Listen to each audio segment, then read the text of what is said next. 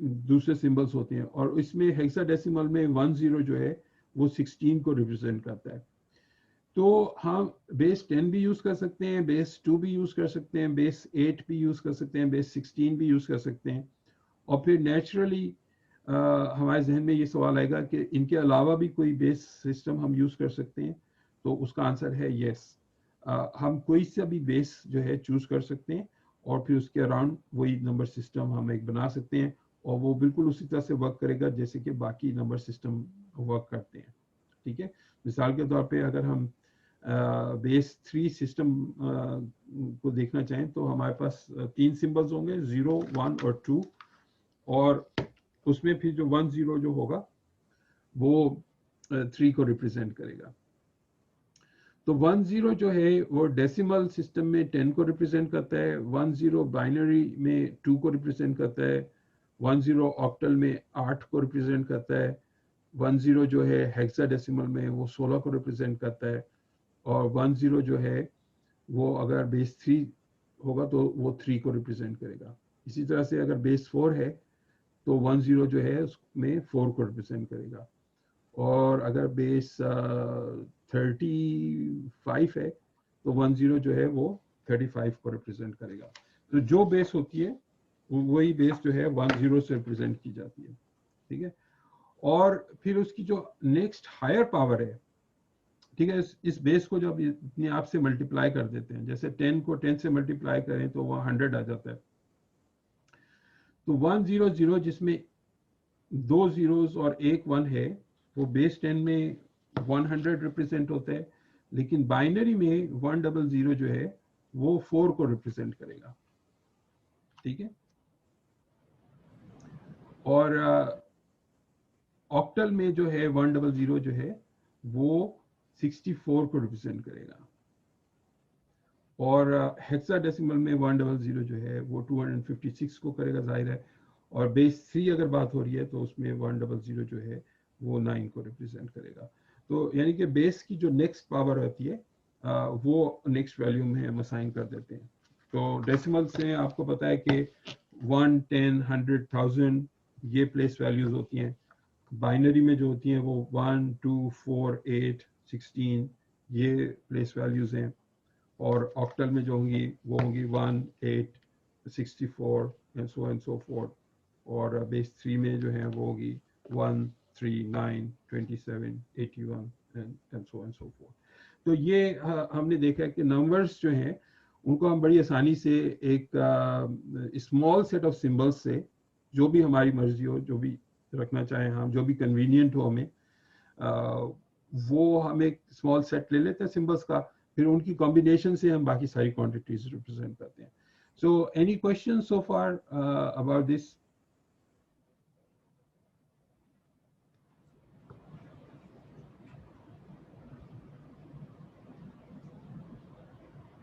No questions? Okay, excellent, that's great. अच्छा, अब हम नेक्स्ट स्लाइड की तरफ जाते हैं कि इसमें हम अरिथमेटिक भी कर सकते हैं। हर नंबर सिस्टम के अंदर हम सारा अरिथमेटिक कर सकते हैं, जो कि हम डेसिमल सिस्टम के अंदर करते हैं वही हम दूसरे नंबर सिस्टम्स में कर सकते हैं। फॉर एग्जांपल बाइनरी के अंदर हम एडिशन भी कर सकते हैं, सब्ट्रैक्शन भी कर सकते हैं, मल्टीप्लिकेशन भी कर सकते हैं, डिवीजन भी कर सकते हैं, just like we do in decimal. Let me see if I can move my camera so on my paper. Okay, so मेरे पास एक बाइनरी नंबर है, ठीक है, 101, और इसको मैंने एक और बाइनरी नंबर से ऐड करना है, 111 से ऐड करना है। ठीक है, तो अब मैं कैसे ऐड करूंगा? चलिए मैं इसको 4 डिजिट बना लेता हूँ आसानी के लिए। 4 डिजिट है, और बल्कि 5 डिजिट कर देता हूँ। ठीक है, 5 डिजिट है और इसकी हमने एडिशन करनी है। ठीक है, तो जैसे हम डेसिमल में करते हैं हम उसी तरह से इसमें भी करेंगे। 0 + 0 क्या होगा? 0 0, और 0 + 1 1 1, और 1 + 1 क्या होगा? 0 एक नंबर ऊपर जाएगा, 10 एक नंबर ऊपर जाएगा। जी, 10 और 1 + 1 इज एक्चुअली 0 और 1 यहाँ पे आएगा, ठीक है, कैरी कैरी हो जाता है ना, तो ये कैरी हो गया, तो और 1 और 1 जो है वो दोबारा से 0 है और 1 कैरी हो गया, और 1 और 1 + 0 और 1 कैरी, तो ये हमारा रिजल्ट आ गया. So the point that I've just made is that whenever you are using different number systems, it is always possible to perform all arithmetic जो कि आप एक डेसिमल में करते आए हैं, ठीक है, मल्टीप्लिकेशन, डिवीजन और परसेंटेज और जो भी आप मैथ्स करते हैं डेसिमल सिस्टम में, वो किसी भी नंबर सिस्टम में किया जा सकता है.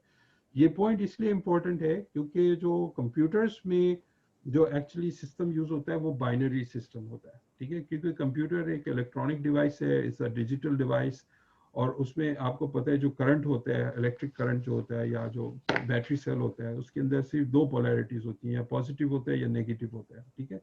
बैटरी के आपके पास इसी तरह से चार्ज जो है वो पॉजिटिव होता है या नेगेटिव होता है.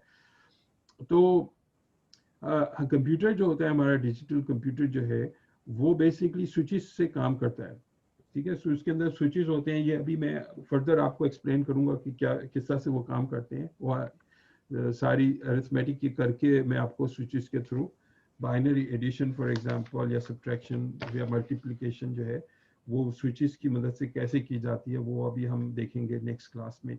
लेकिन इस वक्त के लिए सिर्फ ये ज़रूरी है समझना कि कंप्यूटर जो है, क्योंकि वो एक डिजिटल मशीन है, डिजिटल जो है उसके अंदर हम जो है बाइनरी डिजिट्स इस्तेमाल करते हैं, यानी कि बिट्स इस्तेमाल होती हैं उसके अंदर.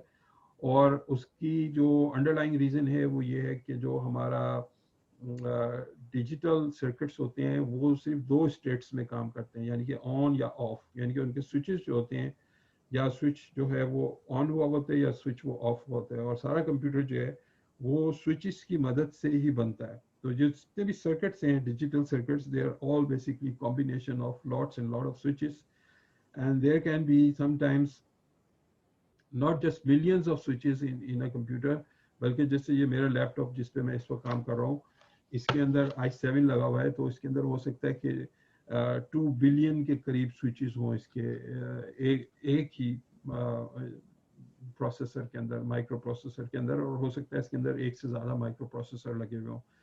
तो ये माइक्रो प्रोसेसर क्या चीज़ होती है, किस तरह से ये काम करते हैं, ये हम जो नेक्स्ट हमारी लेक्चर है उसमें उसका टॉपिक है, और किस तरह से फिर वो वर्क करता है, उसका पूरा मशीन साइकिल जो है वो मैं आपको बताऊंगा. लेकिन इस वक्त जो है जो पॉइंट इम्पॉर्टेंट है वो ये है कि हम नंबर्स को डिफरेंट नंबर सिस्टम्स में रिप्रेजेंट कर सकते हैं. उनमें से जो बाइनरी नंबर सिस्टम है वो हमारे ज़्यादा इंटरेस्ट का इसलिए है कि हमारे कंप्यूटर्स जो हैं वो खुद एक तरह के बाइनरी मशीन्स होते हैं, क्योंकि उनके अंदर स्विचेस होते हैं, और स्विचेस जो हैं उनकी सिर्फ दो स्टेट्स होती हैं, या ऑन या ऑफ, और फिर इसलिए बहुत आसानी से एक हमारे लिंक बन जाता है कि हम ऑफ को 0 कह देते हैं और ऑन को 1 कह देते हैं, और उसकी मदद से सारे स्विचेस जो हैं वो फिर हम सारे नंबर्स जो हैं उसको रिप्रेजेंट कर सकते हैं, और नंबर्स के साथ साथ फिर उनकी हम मैनिपुलेशन कर सकते हैं, यानी कि उनको एडिशन सब्ट्रैक्शन कर सकते हैं. और आपने लास्ट क्लास में मुझे ये भी बताया था कि जब हम प्रोसेस करते हैं इंफॉर्मेशन को और डेटा को, तो वो इंफॉर्मेशन बन जाती है, मीनिंगफुल चीज़ बन जाती है, ठीक है. तो प्रोसेसिंग का मतलब क्या होता है, what is actually meant by processing. तो प्रोसेसिंग का मतलब यही होता है कि उसके ऊपर हम या तो कोई अरिथमेटिक ऑपरेशन करें, यही प्लस माइनस मल्टीप्लाई डिवाइड, या फिर हम उसके ऊपर कोई लॉजिकल ऑपरेशंस करें, ठीक है. लॉजिकल ऑपरेशंस अब हम नेक्स्ट क्लास में पढ़ेंगे. वो तीन तरह के होते हैं, वो होते हैं एंड और नॉट, ये तीन बेसिक लॉजिकल ऑपरेशंस होते हैं. लेकिन जैसे कि मैथ्स में हमारे पास बेसिक ऑपरेशंस के अलावा दूसरे ऑपरेशंस होते हैं, जैसे कि स्क्वायर रूट है और पावर है, ये भी मैथमेटिकल ऑपरेशंस हैं, लेकिन इनको हम बेसिक ऑपरेशंस नहीं कहते, ठीक है. बेसिक ऑपरेशंस हमारे पास चार होते हैं, एडिशन, सब्ट्रैक्शन, मल्टीप्लिकेशन और डिवीजन. और इनमें से भी अगर आप मुझसे पूछेंगे सबसे इन चारों में से सबसे ज़्यादा बेसिक कौन है, तो इन चारों में सबसे ज़्यादा बेसिक जो है वो एडिशन ऑपरेशन होता है, ठीक है.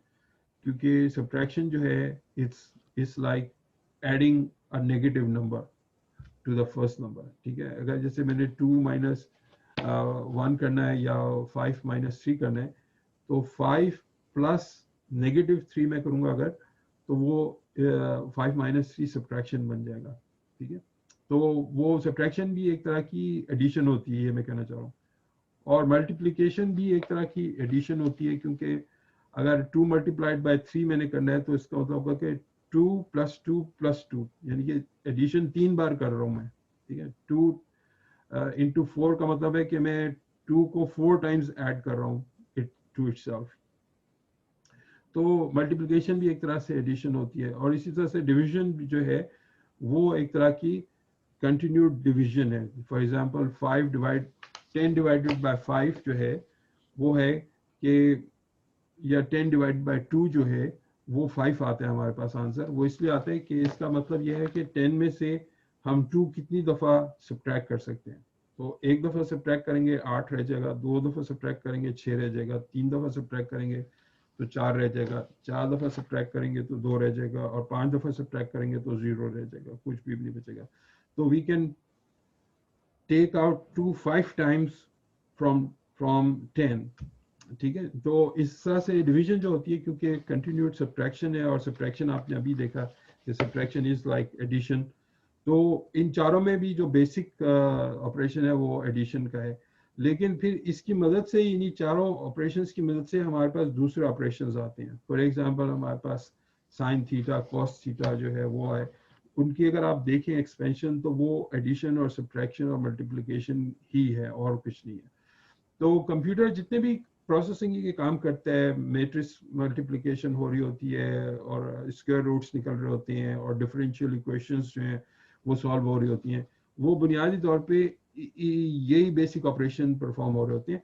और हर बेसिक ऑपरेशन का एक सर्किट होता है उसके अंदर, कंप्यूटर के अंदर। जैसे कि एडिशन का एक सर्किट होता है, उसके अंदर स्विचेस लगे होते हैं, और वो स्विच जब एक ख़ास तरीके से ऑन ऑफ होते हैं तो वो हमें एडिशन का रिजल्ट दे देते हैं। इसी तरह से एक और सर्किट होता है जो सब्ट्रैक्शन करता है, इसी तरह से एक और सर्किट होता है जो मल्टीप्लिकेशन करता है, इसी तरह से एक और सर्किट होता है जो आपकी पावर्स जो है कैलकुलेट करेगा, स्क्वायर रूट्स कैलकुलेट करेगा, लॉग का हो सकता है एक सर्किट हो, वगैरह वगैरह। तो जितने भी ऑपरेशंस होते हैं उनके हमारे पास सर्किट्स होते हैं कंप्यूटर के अंदर, और वो ये करते हैं। और उसके बाद जो सवाल फिर ये आता है कि जो वॉइस है उसको कैसे रिप्रेजेंट किया जाता है कंप्यूटर में, या वीडियो को कैसे रिप्रेजेंट किया जाता है। तो अगर आप मेरी नेक्स्ट स्लाइड को देखें, तो उसका जवाब आपको यहाँ पे मिल जाएगा कि ये सारी चीज़ें जो हैं ये बिट पैटर्न से ही बनते हैं। ये बिट्स, जैसे मैंने अभी आपको बताया कि वो बाइनरी डिजिट होते हैं, 0 या 1, इनके पैटर्न से ही हम जो सारा काम कर सकते हैं। फॉर एग्जांपल अभी हमने तो ये देखा है कि नंबर्स को कैसे रिप्रेजेंट करते हैं 1 0 से, ठीक है। वो बाइनरी सिस्टम है, वो 1 0 का है, ये होता है। तो उसकी वजह से हम सारे नंबर्स रिप्रेजेंट कर सकते हैं। लेकिन हमने टेक्स्ट को कैसे बाइनरी में रिप्रेजेंट कर सकते हैं, टेक्स्ट को, जैसे कि ABCD है, इसको हम कैसे रिप्रेजेंट कर सकते हैं बाइनरी नंबर से। या इमेजेस हैं, इमेजेस को हम कैसे रिप्रेजेंट कर सकते हैं विद वंस एंड जीरोस। या फिर साउंड है, वॉइस है, उसको हम कैसे कर सकते हैं। या फिर दूसरी चीज़ें, फॉर एग्जांपल आपके पास एक जो है वो टेम्परेचर सेंसर है फॉर एग्जांपल, तो कंप्यूटर को टेम्परेचर आपने बताना है कि क्या हो रहा है इस वक्त कमरे का। या आपने आपके पास एक ड्रोन है जिसके अंदर ग्रेविटी सेंसर लगा हुआ है, ठीक है, उससे बताना है कि कौन सी साइड अप है, कौन सी साइड डाउन है। तो ग्रेविटी का सेंसर जो है उसको हम कैसे, ग्रेविटी को कैसे हम 1 एंड 0 से कैसे रिप्रेजेंट करते हैं, ठीक है। तो कोई भी इंफॉर्मेशन जिसको हम इस्तेमाल कर सकते हैं, ये तो आपको पता चल गया कि उसको हमने रिप्रेजेंट करना होता है किसी न किसी तरीके से, सिंबल्स की मदद से। लेकिन जब कंप्यूटर्स की बात आती है तो हम सारी इंफॉर्मेशन को 1 और 0 से रिप्रेजेंट करते हैं, and it is possible. So how is it possible? For example हमने अगर ए को रिप्रेजेंट करना है, तो how can we represent A by a bit pattern, ठीक है। तो इसका आसान बहुत सवाल है कि मैं I can just choose to have a bit pattern, ठीक है। फॉर एग्जांपल अभी जैसे कि चैट में मेरे सामने कुछ लोग बता रहे हैं कि हम ASCII कोड यूज कर सकते हैं, ठीक है। तो दैट्स वेरी गुड। तो ASCII होता क्या है? What is an ASCII code? कोई, can anyone unmute themselves and tell me what is ASCII?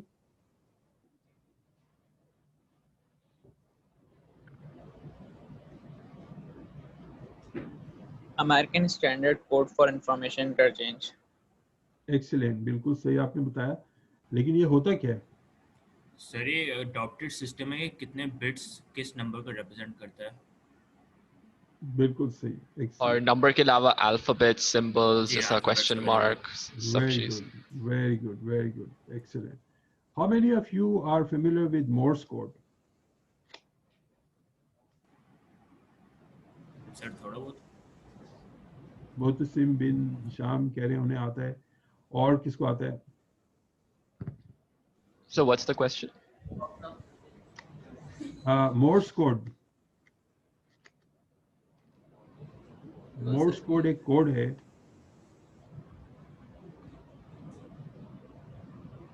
अरे चलिए ठीक है, इसको छोड़ते हैं. अभी हम देखें, जैसे हमने लास्ट क्लास में एक अपना खुद नंबर सिस्टम इन्वेंट किया था, ठीक है, इसी तरह से हम अभी क्या करते हैं कि एक कोड इन्वेंट करते हैं अपना. Some students were asking me कि हम ये क्यों कर रहे हैं, ठीक है, हम अपना क्यों कर रहे हैं, जब बने बनाए हैं तो हमें अपना खुद करने की क्या जरूरत है. तो उसका आंसर ये है कि ये सिर्फ अंडरस्टैंडिंग डेवलप करने के लिए, ठीक है. तो let me stop my sharing and start my क्या कहते हैं व्हाइट बोर्ड, ठीक है. फॉर एग्जांपल हमने सबने एग्री किया हुआ है कि ये जो सिंबल है ये ए को रिप्रेजेंट करता है, ठीक है. But what about, let's say कि हमें हमें कहा जाता है कि आप सिर्फ 1 और 0 जो है, दो सिंबल इस्तेमाल कर सकते हैं, इसके अलावा और कोई सिंबल इस्तेमाल नहीं कर सकते. तो आपने कोई भी लेटर लिखना हो उसको आपने 1 0 में ही लिखना है, ठीक है. तो हम कहते हैं चलो ऐसा करते हैं कि ए को जो है वो हम एक कोड असाइन कर देते हैं खुद ही से, ठीक है. And we will call it 100101, ठीक है. Now you can ask me कि भाई ये आपने कहाँ से ये कोड आ गया है, क्यों, क्या इसकी लॉजिक क्या है, 100101 आपने कहाँ से लेके आए हैं, what is the logic behind it, ठीक है. सर इसकी एस का वैल्यू है, हम्म, इसकी बिट्स में एस का वैल्यू है. जी जी, नहीं, अभी हम एक नया बना रहे हैं, मैं एसकी की बात नहीं कर रहे हैं, हम अपना इस क्लास का अपना एक सिस्टम बना रहे हैं. और वो क्यों बना रहे हैं, वो इसलिए बना रहे हैं कि हमें ये पता चले कि हम जो है किस तरह से रिप्रेजेंट कर सकते हैं तमाम लेटर्स को विद द हेल्प ऑफ सिर्फ 2 सिंबल्स, ठीक है, 1 और 0 है. तो फॉर एग्जांपल ये मैं कहता हूँ कि ये एस्की नहीं है बाय द वे, ठीक है. ये एक रैंडम कॉम्बिनेशन मैंने ले ली थी इन सिंबल्स की, विच इज 6 बिट लॉन्ग, ठीक है. तो आप सवाल ये मुझसे कर सकते हैं कि भाई ये क्यों, वाई, ठीक है. तो many will like this combination, many will say कि नहीं, we don't like this combination. और उनसे अगर पूछेंगे कि क्यों नहीं पसंद आती, तो वो कहेंगे कि भाई इसकी रीजन बताएं, क्या है इसकी लॉजिक, क्या, व्हाट इज द लॉजिक, ठीक है. तो ये बिल्कुल बात सही है कि हमारे पास कोई लॉजिक होनी चाहिए कोड रखने के लिए, ठीक है. तो वो लॉजिक क्या है, what is the logic. Logic के लिए सबसे पहला काम तो हमें ये करना पड़ेगा कि वील हैव टू आस्क कि हमें कितने बिट लॉन्ग कोड चाहिए, ठीक है. 1 बिट लॉन्ग चाहिए, 2 बिट लॉन्ग चाहिए, 3 बिट लॉन्ग चाहिए, 4 बिट लॉन्ग चाहिए. तो we'll start with the simplest one. हम कहते हैं कि जी हम 1 बिट लॉन्ग होना चाहिए, सिर्फ एक सिंबल आपने इस्तेमाल करना है, ठीक है. तो हम कहते हैं ठीक है, ओके, तो हम ए को 1 असाइन कर देते हैं, और सब कहते हैं कि चलो ठीक है, ए को 1 असाइन कर देते हैं, दैट्स फाइन, ठीक है. फिर वी सी के okay, let's now go to the next letter B, और बी को अब कौन सा सिंबल असाइन करना है. अब हमारे पास और सिंबल तो सिर्फ 2 ही हैं, ठीक है. जैसे कि बाइनरी का हम बात कर रहे हैं अभी, तो बाइनरी में 2 ही सिंबल होते हैं, तो एक ही सिंबल बचा है, वो ये बचा है 0, तो वो हमने इसको असाइन कर दिया बी को, ठीक है. अब हम आए लेटर सी की तरफ, ठीक है. अब सी को हमने क्या असाइन करना है, सी को 1 या 0 तो नहीं असाइन कर सकते, कोई और चीज हमें असाइन करनी पड़ेगी, ठीक है. बल्कि कुछ जो है लोग वो ये कह सकते हैं कि भाई आपको चाहिए था कि आप ए को 0 असाइन करते और बी को 1 करते, ठीक है, क्योंकि सीक्वेंस ए और बी है, इस तरह से नहीं. तो हम ये भी कर सकते हैं, मिसाल के तौर पे हम इंटरचेंज कर देते हैं इसको, ठीक है. हम A को 0 कर देते हैं और B को 1 कर देते हैं, और फिर C को जो है हमें C को हम रिप्रेजेंट नहीं कर सकते, ठीक है। C को अगर हमने रिप्रेजेंट करना है तो हमें जो अपने बॉस है उनसे जाके कहना पड़ेगा कि देखें 1 बिट लॉन्ग कोड जो है ना वो तो हम हमारे काम का नहीं है, क्योंकि हम सिर्फ दो कैरेक्टर्स में से जो है ना रिप्रेजेंट कर सकते हैं, सिर्फ A और B। उसके बाद C के लिए हमारे पास कोई गुंजाइश नहीं बचती, ठीक है। क्योंकि अगर एक बिट लॉन्ग कोड है तो उसमें सिर्फ 2 लेटर इस्तेमाल हो सकते हैं, तो फिर हमारे बॉस कहते हैं अच्छा आप ऐसा करें कि 2 बिट लॉन्ग कोड ले लें, बना लें, ठीक है। तो हम कहते हैं ठीक है, थैंक यू वेरी मच। तो हम जाते हैं कि भाई हमारे पास अब 2 बिट्स दे दिए बॉस ने, तो अब हम ऐसे करते हैं कि A को तो है ना वो तो 0 कर देते हैं, और B को हम कर देते हैं 0 1, और C को कर देते हैं 1 1, और D जो है उसको हम कर देते हैं, नहीं C को करते हैं 1 0 कर देते हैं, और D को कर देते हैं 1 1, ठीक है। अब हमने E को रिप्रेजेंट करना है, तो E के लिए क्या होगा, E के लिए कोई कॉम्बिनेशन है 2 बिट्स की एक और जो फिगर बढ़ा दें सर, एक और सिग्निफिकेंट फिगर बढ़ा दें इसमें। हाँ, हमें कोड लेंथ बढ़ानी पड़ेगी, क्योंकि कोड लेंथ अगर 2 है हमारे पास तो उसमें सिर्फ 4 कॉम्बिनेशंस पॉसिबल हैं, और ABCD पे जाके हम खत्म हो जाएंगे, उसके आगे हम जा नहीं सकते। तो फिर हम बॉस के पास दोबारा से जाएंगे, हम कहेंगे भाई हमें और लेंथ चाहिए, तो बॉस कहेगा चलें आप तीन डिजिट्स ले लें। तो 3 डिजिट्स में फिर हम कितने कैरेक्टर रिप्रेजेंट कर सकते हैं 3 डिजिट्स में मैक्सिमम? 8। तो is that sufficient? No sir. तो फिर 4 की बात करें बॉस से, डायरेक्ट 5 की कर ले सर। डायरेक्ट 5 की कर लें, तो 5 में कितने कर सकते हैं हम रिप्रेजेंट? 32। तो 32 सफिशिएंट होंगे हमारे लिए? सर कैपिटल लेटर्स के सर लिए ABCD को रिप्रेजेंट करने के लिए होंगे, पर सर छोटी वाली ABCD आती है वो रिप्रेजेंट नहीं होगी, ये बड़ी वाली कैपिटल हो जाएगी। राइट, कैपिटल होगा। तो यही प्रॉब्लम जो था ना ये ASCII वालों को था सेम, कि भाई हमें कितने बिट लेंथ चाहिए, तो उन्होंने सोचा कि हमें 8 बिट्स जो है ना वो काफी होंगी। 8 बिट्स में कितने कैरेक्टर हम रिप्रेजेंट कर सकते हैं? 64। दोबारा से सोचें, 8 132। 132। देखिए इसका फार्मूला होता है, अगर 1 बिट लॉन्ग है तो हम उसमें सिर्फ 2 रिप्रेजेंट कर सकते हैं, यानी कि 2⁻1। अगर 2 हैं, 2 बिट्स से हम 4 कैरेक्टर रिप्रेजेंट कर सकते हैं, यानी कि 2⁻2 इज इक्वल टू 4। 3 में हम 8 कर सकते हैं, यानी कि 2⁻3 इज 8, ठीक है।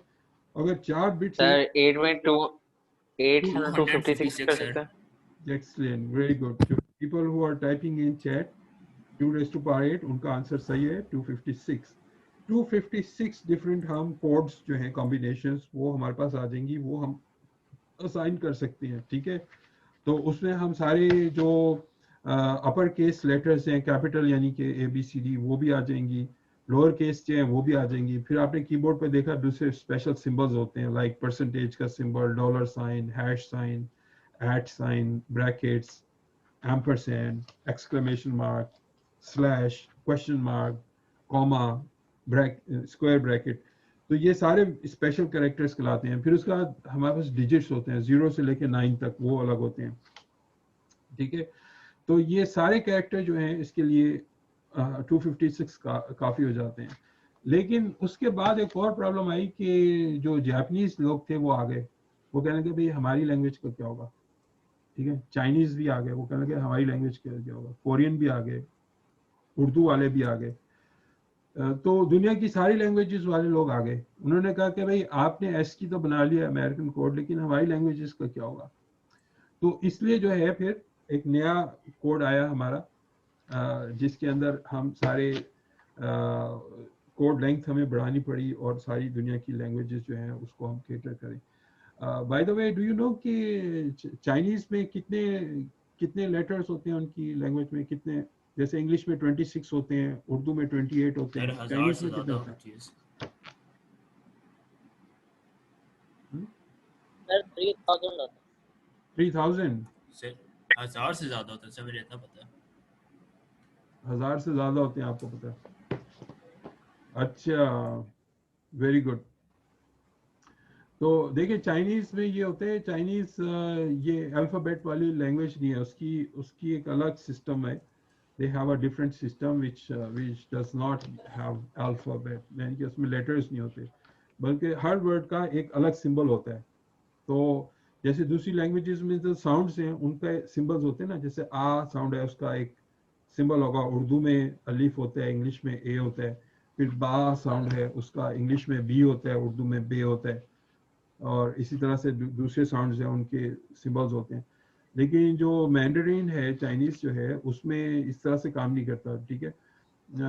मैंडरीन में जो है वो और दूसरी जो क्लासिक चाइनीज लैंग्वेजेस हैं उनमें क्या होता है कि अगर आपने फॉर एग्जांपल होम लिखना है तो वो छोटा सा एक आइकन सा ड्रॉ कर देंगे होम का, जैसे मैंने शायद लास्ट क्लास में व्हाइट बोर्ड पे ड्रॉ करके दिया था, ठीक है।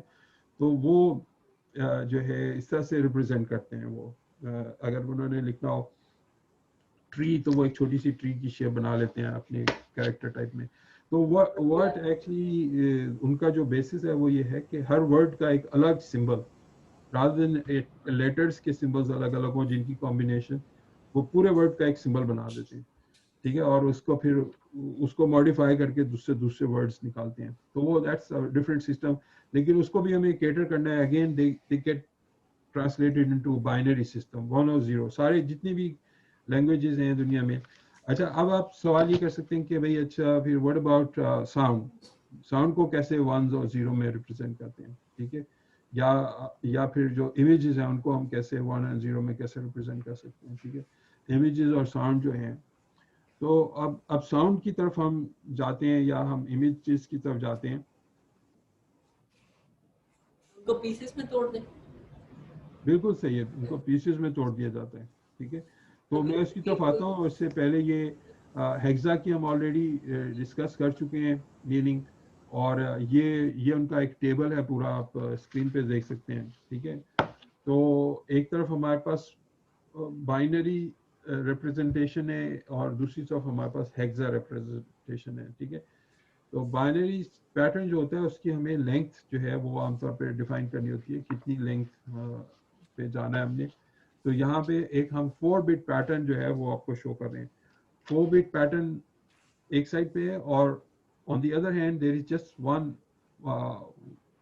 डिजिट लॉन्ग पैटर्न, ठीक है। और वो जो है 0 से लेके F तक है, ठीक है।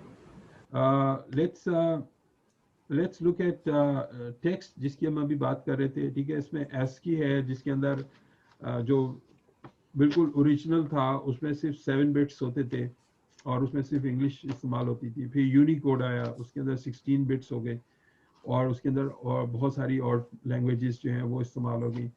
और अब एक ISO स्टैंडर्ड है जिसके अंदर 32 बिट्स रिप्रेजेंट होती हैं, और इसके अंदर जितने भी वर्ल्ड वाइड की लैंग्वेजेस हैं, ठीक है, वो सारे इसमें शामिल हो जाते हैं। तो अगर हमने ASCII में एक मैसेज देना है हेलो, और उसके बाद एक हमने डॉट लगाया फुल स्टॉप, तो उसकी जो है आप देख रहे हैं कि ये स्क्रीन पे आपको 8 बिट रिप्रेजेंटेशन मिल रही है उसकी। Every letter in English language is represented by an 8 bit ASCII code, ठीक है। This is a bit pattern, और स्क्रीन पे आपको वो बिट पैटर्न्स नजर आ रहे हैं। H का अलग नजर आ रहा है, E का अलग नजर आ रहा है, L का पैटर्न रिपीट हो रहा है, फिर O का एक पैटर्न नजर आ रहा है, और फिर डॉट का भी एक अपना एक पैटर्न है, ठीक है, बिट पैटर्न है। ये बाइनरी नंबर्स नहीं है, ठीक है। It's important to remember these are not binary numbers, ठीक है। इसको आप इसको एडिशन मल्टीप्लिकेशन नहीं करें इसके ऊपर, ठीक है, क्योंकि these are not binary numbers, these are codes. That's why it's called ASCII, ठीक है, American standard code for information change. तो ये एक बिट पैटर्न है इसका, ये एक कोड है, इट्स जस्ट अ कॉम्बिनेशन, ठीक है। अब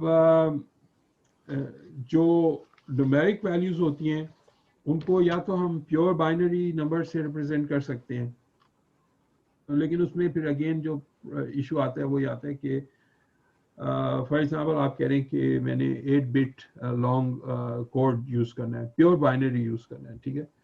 प्योर बाइनरी में इशू ये आता है कि अब कंप्यूटर जो है उसमें अगर आपने एक नंबर स्टोर करना है 1 मिलियन फॉर एग्जांपल स्टोर करना है, तो उसे जब आप प्योर बाइनरी में लिखेंगे तो बहुत सारी बिट्स आएंगी, ठीक है, उसके अंदर।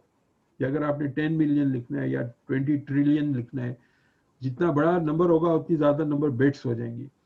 तो कंप्यूटर में जो है वो सारी की सारी बिट्स स्टोर नहीं होती, ठीक है। फॉर एग्जांपल आपने पाकिस्तान की पॉपुलेशन है, पाकिस्तान की पॉपुलेशन कितनी है आप बताएं?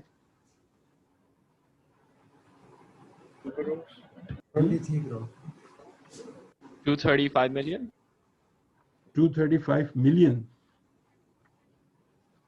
ज़्यादा बता दिया आपने शायद। 220 million. 220 मिलियन। मुझे कोई एग्जैक्ट नंबर बता सकते हैं कितनी पॉपुलेशन है एग्जैक्ट?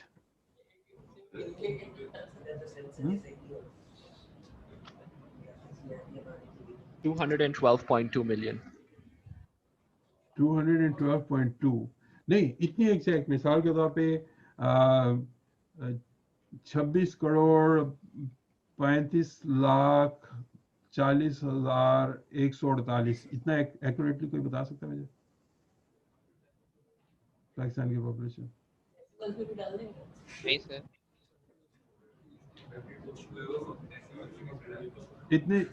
इतना हाई लेवल ऑफ एक्यूरेसी पे हम आमतौर पे नहीं जाते। सर चैट में बता दिया, चैट चेक करना।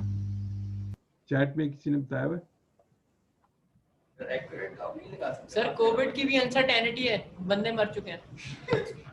बंदे मर रहे हैं, बंदे पैदा भी हो रहे हैं ना, और अब उनका डेटा कलेक्ट करना रियल टाइम में तो इतना पॉसिबल नहीं होता, ठीक है। मैं अभी पूछूं तो अभी जब मैंने सवाल पूछा था उस वक्त से लेके अभी तक चेंज हो चुका होगा। हो सकता है 3-4 बच्चे पैदा हो गए हों अभी तक, और हो सकता है 5-6 लोग मर गए हों अभी तक, ठीक है। पूरे पाकिस्तान की बात हो रही है।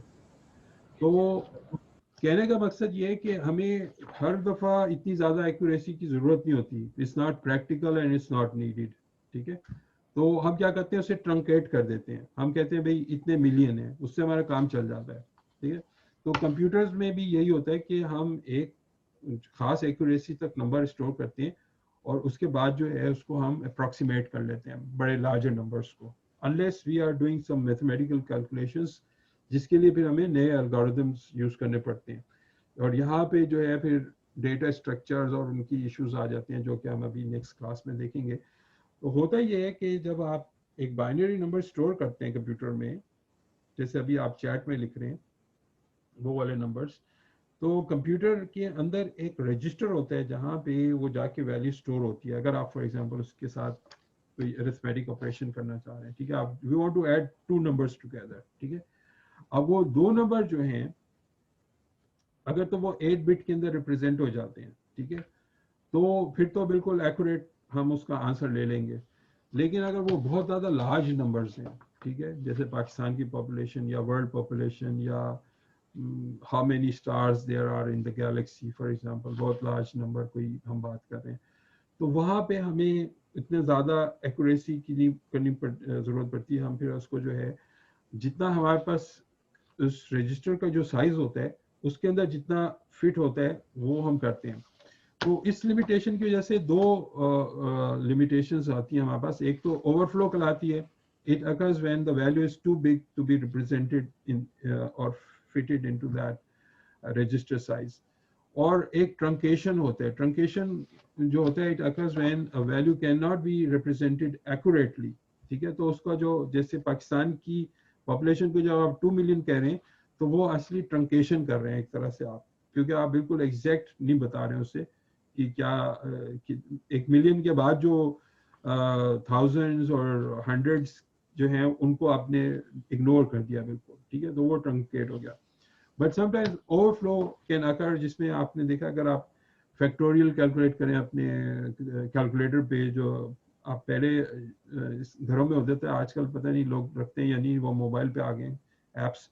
लेकिन अगर मोबाइल पे भी ऐप है, आप उसका फॉर एग्जांपल 75 का फैक्टोरियल कैलकुलेट करने लगे तो वो कहेगा एरर, ओवरफ्लो एरर आ जाएगा, because the number is so large कि आप उसे रिप्रेजेंट नहीं कर सकते उस छोटे से डिस्प्ले के अंदर, ठीक है। इवन अगर आप पावर्स में करें 10 raise to power for example 99 आ गया, अब 99 10 रेज़ टू पावर 99 से ज़्यादा की अपने डिस्प्ले करना है तो उसकी गुंजाइश नहीं है, उसमें कंप्यूटर में नहीं है, ठीक है। You can not like it does not have the capacity, your calculator does not have the capacity to represent a number of 10 raised to power 2000 for example. जी पंजवानी साहब आप कुछ कहना चाह रहे हैं?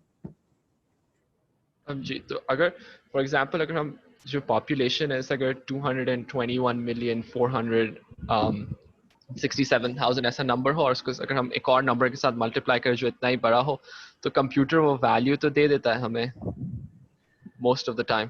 The value तो हमें आपको मिल जाती है, ठीक है, but it depends कि how accurate a value you need.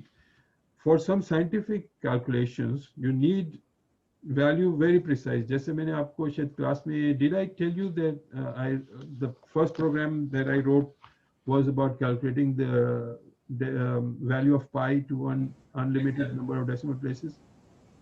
Yes. So if you remember that, तो जो साइंटिफिक कैलकुलेशंस होती हैं वहाँ पे हमें बिल्कुल डेसिमल के बाद भी जो है पॉइंट्स उसमें भी एक्यूरेसी में जाना पड़ता है, बिकॉज वो हमें we want to be very precise in scientific investigations, ठीक है। हमने अगर एक मालूम करना है कि फॉर एग्जांपल कि एक इलेक्ट्रॉन की फोर्स कितनी है दूसरे इलेक्ट्रॉन के ऊपर और उसकी रीजनिंग क्यों है, why do we want to be it to be so precise, we want it to be so precise because उसकी जो propagation होती है एरर की, उसमें हमेशा एरर जो है वो मल्टीप्लाई होता है, बड़ा होता जाता है, ठीक है। अगर आपकी इनिशियल वैल्यू में छोटा सा एरर है, उसी आप वैल्यू को यूज करेंगे फर्दर कैलकुलेशंस में तो वो एरर जो है मल्टीप्लाई होकर बड़ा होता चला जाएगा and sometimes it becomes unacceptable. For example आपके जीपीएस जो है वो आपकी एक पोजीशन जो है वो बताते हैं कि कहाँ पे है, लेकिन जो उसका सिग्नल की लोकेशन है उसकी एक्यूरेसी बहुत ज़्यादा हाई होनी चाहिए, ठीक है। अगर आपकी एक्यूरेसी हाई नहीं होगी तो वो आपको जो आपकी पोजीशन है वो गलत कैलकुलेट हो जाएगी, फिर आपको गलत बताएगा, ठीक है। और अगर आप अपने फ्रेंड के घर जा रहे हैं जीपीएस यूज़ करके तो इतना बड़ा कोई मसला नहीं है, ठीक है। हो सकता है आप गलत गली में चले जाएं उसकी वजह से, लेकिन अगर आपकी ये एप्लीकेशन कोई डिफेंस एप्लीकेशन है, ठीक है, आपके एक एनिमी मुल्क ने आपके ऊपर मिसाइल एक फेंक दिया है और अब आपके कैलकुलेटर ने वो कंप्यूटर ने कैलकुलेट करना है कि जो उसका मिसाइल का एंटी मिसाइल आप फेंकेंगे वो एग्जैक्टली जाके वहीं पे हिट करे, तो आपको बहुत प्रिसाइज उसकी वेलोसिटी कैलकुलेट करनी पड़ेगी, बहुत प्रिसाइज उसकी ट्रैजेक्टरी कैलकुलेट करनी पड़ेगी, टाइमिंग बहुत एक्यूरेट होना पड़ेगा कि किस एग्जैक्ट सेकंड पर से फायर करें कि वो जाके उसको वहाँ पे हिट करे। अगर क्योंकि उसमें वो एक्यूरेसी खराब हो गई तो वो मिसाइल मिस हो जाएगा और वो आके लैंड करेगा और बहुत तबाही मचाएगा, ठीक है। लेकिन अगर पाकिस्तान की पॉपुलेशन के लिए आप पॉलिसी के लिए कर रहे हैं कि भाई कितने हमें स्कूल्स चाहिए, तो उसके लिए इतनी एक्यूरेसी की जरूरत नहीं है। एंड लाइक समबडी सेड कि this value is not constant, it keeps changing every minute. जी मोहसिन साहब, do you want to say something else? हाँ, तो जब हमारे अगर कोई मिसाइल के लिए अगर कोई कैलकुलेशन करनी हो तो हमारे रेगुलर कंप्यूटर से नहीं हो सकती है या कैलकुलेटर से नहीं हो सकती है? डिफरेंट सिस्टम्स जो हैं दुनिया में, ठीक है, दे कॉस्ट डिफरेंट थिंग। तो डिफेंस के सिस्टम्स हैं, they are some mostly expensive. जो when you go and buy a laptop for yourself in the market, you'll see there are several models, each one has a different configuration, and one with more RAM are more expensive, one with more hard capacity, something like that. This is a faster processor जो है वो more expensive होते हैं। So depending on the application, ठीक है, you need different type of hardware and you also need different type of software to run that application, ठीक है। तो डिफेंस की और मेडिसिन की और स्टॉक एक्सचेंज की ये ऐसी एप्लीकेशंस हैं जिनमें जो है हमें एक्यूरेसी बहुत चाहिए होती है। फिर कुछ एप्लीकेशंस हैं जहाँ पे हमें रिलायबिलिटी बहुत ज़्यादा हाई चाहिए होती है। जैसे अभी हम वीडियो कॉन्फ्रेंसिंग से बात कर रहे हैं, थोड़ी देर पहले आपने देखा था there was some lag in my voice, ठीक है। तो वो क्या हो रहा था कि जो कंप्यूटर सिस्टम्स हैं between us, there were some kind of error processes happening there which जिसको रिकवर करने में थोड़ा टाइम लग रहा था और जिसकी वजह से वो लैग आ रहा था, ठीक है। So it may not be very critical in a classroom setting कि 15 सेकंड आपका लेट हो गया, लैग हो गया। लेकिन आप अगर एक रिमोट कंट्रोल सर्जरी कर रहे हैं फॉर एग्जांपल, ठीक है, एक कंप्यूटर पे बैठ के, it's possible to have remote surgeries these days, ठीक है, रोबोटिक सर्जरीज। तो एक पेशेंट है, वो बेचारा लेटा हुआ है ऑपरेशन थिएटर पे, और उसका जो रोबोट है उसके हाथ में एक नाइफ है, और वो अगर 15 सेकंड लेट वो उसको चलाएगा रोबोट, तो 15 सेकंड में तो नीचे से पेशेंट मूव कर चुका होगा और वो कहीं से कहीं चला जाएगा, तो it not won't be acceptable delay. So that's why they have to make systems that avoid these kind of delays. तो उसके लिए फिर आपको you have to make them better software, you have to make better hardware for that, आपको better networking चाहिए इसके लिए, आपको better जो एक robotic जो precision है उसके arms की mechanical movement वो बहुत high चाहिए, ठीक है। you 1 मिलीमीटर से इधर उधर भी अगर हुआ तो बहुत difference हो सकता है, कोई nerve हो सकता है कट जाए, बहुत important nerve, तो it has to be very precise. तो but again there are limitations, ठीक है। तो we have to overcome these hardware limitations with the help of software, ठीक है। अगर आपके पास एक बहुत large value है जो कि, और आपका जो register size है कंप्यूटर का that is small, तो you have to use software instructions to overcome that and tell computer, okay, half of the value will be in the first register, but the second half of the value will be in the second register, and you have to take both the values together to combine the result. So if the applications require more accuracy and you have some hardware limitations, then you have to work through software to overcome those limitations to achieve that level of accuracy. So you can, try to use an old piece of hardware and run a very sophisticated new application on it, लेकिन उसके लिए काफी problems होंगी. So that's why these grow in tandem. जैसे जैसे आपका hardware advance करता है, इसी तरह से आपका software भी advance करता है. Software का मतलब है कि आपकी जो applications हैं उनकी sophistication जो है वो advance होती रहती है, ठीक है। For example 10 years ago अगर आप देखें उसमें भी आप difference महसूस कर सकेंगे between the computer technology that you use today and the one that you were using 10 years ago, for example, okay?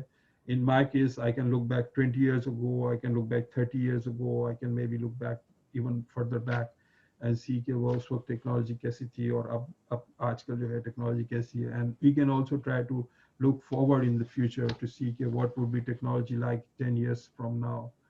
So but we have to understand the basics. Basics यही है कि information जो है representation, as long as we are talking about digital computers and we are not talking about other kind of computers which will come up, I think, with in time when you graduate or soon after that, which are quantum computers and biological computers and maybe some other types of computers. लेकिन जो अभी जो computer हम use कर रहे हैं for last 30-40 years से, लेकिन जब से एक्चुअली इन्वेंट हुए हैं कंप्यूटर्स, वो डिजिटल कंप्यूटर्स कहलाते हैं. They are still digital and digital computer use आजकल के जो है वो सिलिकॉन यूज करते हैं. तो we have been using silicon since 1945 I think. 1945 से लेके अभी तक जितने भी कंप्यूटर्स यूज हो रहे हैं वो सब जो है स्विचेस यूज करते हैं which are made up of silica और सिलिकॉन. ठीक है, उसकी वेरिएशंस से की मदद से हम ये इलेक्ट्रॉनिक कंपोनेंट्स बनाते हैं उनके, और वो उसमें आपकी कंप्यूटर में होते हैं. तो these are silicon based computers that we are using today. We might still be using them 4 years from now, 5 years from now. I think we might still be using silicon based computers. लेकिन further down, maybe 10 years में हो सकता है आपको अगर कोई बहुत drastic change ना आए एकदम से, तो you will see more and more quantum computers, for example, as we go forward. ठीक है, quantum computers may be silicon based, may be based on some other material, but उनका जो fundamental concept है वो ये है कि information को represent करना है. ठीक है, डिजिटल कंप्यूटर्स जो हम यूज़ कर रहे हैं उसमें हम एक बाइनरी फॉर्मेट हमारे लिए बहुत कन्वीनियंट है फॉर रिप्रेजेंटिंग इंफॉर्मेशन. क्वांटम में भी यही होता है, आई थिंक इट्स बाइनरी, लेकिन वहाँ पे उसे क्यूबिट्स कहते हैं, क्वांटम बिट्स कहते हैं उन्हें, रादर देन जस्ट बिट्स. ठीक है, तो वहाँ पे क्यूबिट्स होती हैं और वहाँ पे भी the thing over there is के क्वांटम जो होता है उसमें बहुत ज़्यादा क्लियर 1 और 0 डिफाइंड नहीं होते, बल्कि उनकी इंटरमीडिएट स्टेट्स जो है ना वो भी पॉसिबल होती हैं क्वांटम में. But that's something that we can talk about later. अभी इस वक्त जो है हमें वहाँ पे नहीं जाना चाहिए. इस वक्त हमें ये देखना चाहिए कि जो बेसिक हमारा फंडामेंटल कॉन्सेप्ट है वो ये है कि इंफॉर्मेशन जो है उसको हम रिप्रेजेंट कर सकते हैं with the help of digital signals, the ones that are used in our computers today. और हमें our task is to find out what are those digital signals and how they can be used to represent various types of information that we come across in our daily lives, which include sound, which includes video, which includes text, which include numbers, and which include some other kind of information, for example, motion detection, for example, temperature detection, for example, जो आपका है compass जो होता है north pole किस side पे है, या एक्सेलेरोमीटर जो होता है जो आपको बताता है कि whether you are turning your device or not, so and so forth. All these type of informations can be represented by bit patterns. Just now we were talking about numbers, फिर हमने टेक्स्ट के बारे में बात की, उसके अलावा sound के बारे में हम बात कर सकते हैं, और we can talk about images. Images में क्या होता है कि for example the screen that you are seeing right now in front of you is it can be thought of as actually a grid. ठीक है, it's like the matrix of rows and columns का बना हुआ है, और उसके अंदर cells होते हैं, just like a spreadsheet if you're familiar with that. ठीक है, तो हर सेल के ऊपर जो है एक छोटा सा लाइट बल्ब लगा हुआ है जिसको हम पिक्सल कहते हैं. जो इमेजेस हैं basically they are made up of small pixels. ठीक है, इट्स लाइक अ ग्रिड. तो इसमें let me quickly see if I can find a good example for you. ये स्क्रीन पे आपको क्या नजर आ रहा है इस वक्त? फेस बिटमैप पोस्ट पे image boxes. White boxes. Do you think it's a face? Yes. It looks like a face. ठीक है, it's like something like a smiley. लेकिन अगर आप देखें कि it's actually a grid. It's made up of some rows and columns. How many rows do you see here and how many columns? 6 rows and 6 6 rows and 6 columns. Okay, right. 6 by 6. ठीक है, 6 rows and 6 columns. और इसमें एक और आप खास बात देखें कि the individual squares are either white or black. ठीक है? Do you all agree? yes Yes. Yes, sir. So can we also like agree that we'll call white squares as 1 and black squares as 0? Yes, sir. Yes. तो जो पहली रो है उसको अगर आप binary में रिप्रेजेंट करें तो क्या कहेंगे उससे? फिर आप पहली रो को all चैट में टाइप कर दें. एक ओके, वेरी गुड. और सेकंड रो को बाइनरी में कैसे लिखेंगे? 1 0 1 1 0 1. और बिल्कुल सही. और तीसरी रो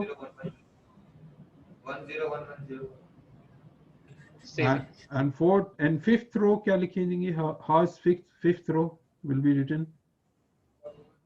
1 sorry 10001. Okay, very good. तो आपने देखा कि हम एक इमेज जिसको हम फेस कह रहे थे उसको हमने बाइनरी में रिप्रेजेंट कर दिया, ठीक है। अब is it possible to have more than 2 colours in for this picture? Yes. For example अगर हम ये अगर हमारे पास ब्लैक एंड व्हाइट के बजाय ये 3 कलर्स में होता है यही इमेज, ठीक है। नहीं हो पाएगा सर बिट पैटर्न से हम उसका कलर स्पेसिफाई कर सकते हैं। but then we'd have to give more bits to a single cell or single pixel. Exactly, ठीक है। मिसाल के तौर पे अगर हमारे पास 3 कलर्स हैं सिर्फ, ठीक है, ये 4 कलर्स हैं फॉर एग्जांपल, 4 कलर्स हैं, red green blue and black for example, ठीक है। तो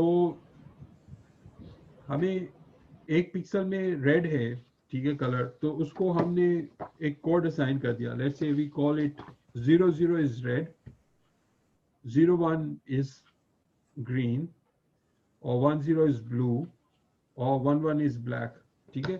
तो अब जहाँ पे भी जिस सेल में भी हम रेड देखेंगे वहाँ पे हम रेड का कोड लिख देंगे, और जहाँ पे हम ब्लू देखेंगे वहाँ पे ब्लू का कोड लिख देंगे, और जहाँ पे ग्रीन देखेंगे ग्रीन का। तो इन द एंड एक कलर्ड पिक्चर भी हमारे पास एक उसका बाइनरी पैटर्न बन जाएगा। Is that correct? जी। तो अभी जो आप स्क्रीन पे पिक्चर देखते हैं बेसिकली ये भी एक एग्जैक्टली इसी तरह से होती है कि हर पॉइंट पे देखा जाता है कि उसका कलर क्या है, और उस कलर का एक बाइनरी कोड जो है वो लिख दिया जाता है वहां पे, ठीक है। और जब आप वीडियो देख रहे होते हैं तो वीडियो में क्या हो रहा होता है कि वो कलर्स जो हैं वो बड़ी तेजी से चेंज हो रहे होते हैं, 1 सेकंड में 40 टाइम्स चेंज होता है। वो एक ही पिक्सल का जो कलर है वो 1 सेकंड के अंदर 40 टाइम्स चेंज हो सकता है, ठीक है। वो रेड भी हो सकता है, ग्रीन भी हो सकता है, ब्लू भी हो सकता है, डिपेंडिंग ऑन कि उस वक्त क्या इमेज जो है पूरा दिखा रहे हैं। तो it is like showing 40 static pictures in 1 second, ठीक है। एक पिक्चर फिर वो चेंज होती है, दूसरी पिक्चर आती है, फिर तीसरी पिक्चर आती है, और इस तरह 40 पिक्चर्स जो हैं वो चेंज हो जाती हैं इन 1 सेकंड। और उससे आपको फिर लगता है ऐसे कि ये आप एक मूविंग पिक्चर देख रहे हैं rather than a static picture. You get the image of this. जब आप फिल्म देखने जाते हैं सिनेमा पे, फिर भी सिनेमा के अगर आप उसके जहाँ पे सिनेमा का जो रूम होता है, जहाँ पे प्रोजेक्टर रूम जो जिसे कहते हैं, जहाँ पे प्रोजेक्टर चल रहा होता है, वहाँ पे अगर आप रील देखें तो reel is made up of individual frames, बहुत छोटे छोटे जो हैं 32 फ्रेम्स पर सेकंड के हिसाब से वो चला रहे होते हैं, ठीक है। प्रोजेक्टर आपने देखा है किसी ने प्रोजेक्टर, वो पुराना मूवी का projector? Yes. Has anyone seen the reel? जो फिल्म की रील जो होती थी पुरानी, अब तो सब डिजिटल होते हैं ना, पुराने जमाने में सर वो मैनुअली घुमाते हैं, वो मैन्युअली भी घुमाते थे और मशीन वाला भी होता था। हाँ सर देखिए, ठीक है। तो उसके अंदर देखें वो सारे जो है ना अलग अलग फ्रेम्स में थोड़ा सा चेंज होता था। और एक तो मेरे ख्याल में जो है आज का हमारा टाइम ख़त्म हो गया, और इसकी समरी ये है कि इंफॉर्मेशन चाहे किसी भी फॉर्म में हो, इमेजेस हो, वीडियोस हो, साउंड हो, या टेक्स्ट हो, या नंबर्स हो, उन सबको हम बाइनरी फॉर्मेट से रिप्रेजेंट कर सकते हैं, ठीक है। So I will post these slides on your LMS also, and don't forget to do your running assignment.